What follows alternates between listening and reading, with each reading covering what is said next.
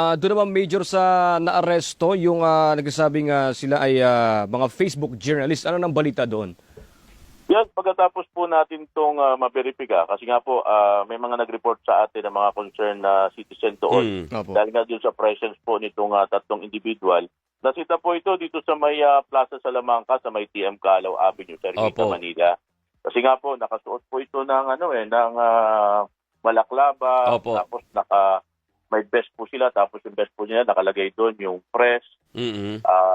Tapos may Kevlar pa po, yung tactical Kevlar na nakikita natin.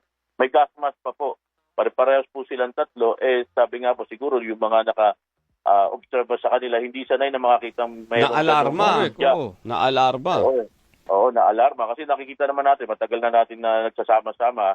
Alam naman natin yung makikita natin ng mga kaibigan nating media. Bihira makita na gano'n Tama. Kaya ang ginawa po ng mga pulis natin, pinuntahan po at bineripika.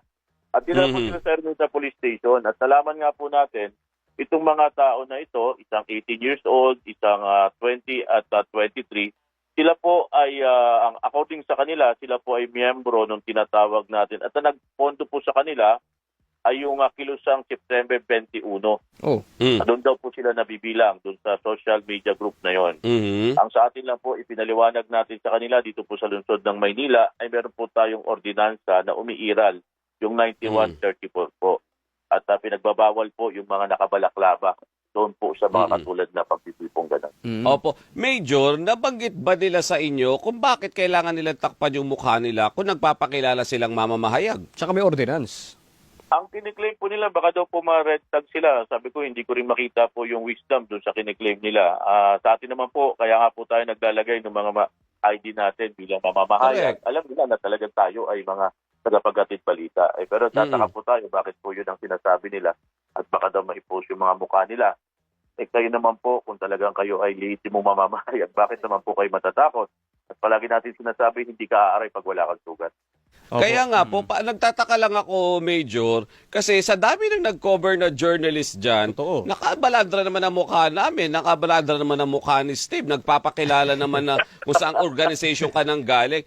I find it weird personally, Major, parang ang weird lang sa akin na journalist ka, takot ka? Bakit? Tama po kayo doon. At sa pangalawa, yung pangalawa po natin dito ng ini-stress, kung kayo po ay nandyan sa larangan ng impormasyon at saka pagbabalita, dapat po nabalitaan nyo na ito na meron tayong ganitong ordinansa sa lungsod ng Manila. Ang tanong dyan, Major, ano yung ginawa po sa kanila? Halimbawa, sila ba ay pinagbulta? Kasi may ordinance part Or may warning muna? May warning kasi ano ba? baka mamaya gayahin na naman sa susunod kung maikakasala ng mga baha sa Luneta 3.0 halimbawa.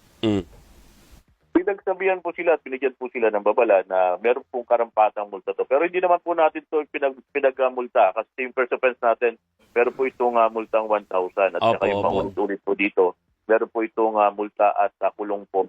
Depende po ito sa pagpapasya ng hukuman. Ang sa atin lang po dito, yung tuloy-tuloy nating pagpapaalala sa ating mga kababayan na meron po tayong ordinansa na anti-balaklava dito po sa lungsod ng Maynila.